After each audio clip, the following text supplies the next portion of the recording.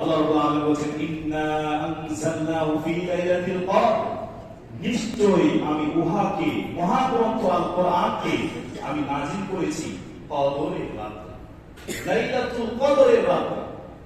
মহান রব্বুল আলামিন বলেন লাইলাতুল কদরি খায়রুম মিন আলফি শাহর। আল্লাহ রাব্বুল আলামিন তার নবীকে বলেন, হে নবী, তুমি কি জানো লাইলাতুল কদর কি? কি প্রশ্ন করার মাধ্যমে আল্লাহ রাব্বুল আলামিন এই লাইলাতুল কদরের মর্যাদা আল্লাহ রাব্বুল আলামিন আরো বাড়িয়ে দিয়েছেন। তাহলে এই যে কি প্রশ্ন করার মাধ্যমে তার মর্যাদা বাড়িয়ে দেওয়া হচ্ছে।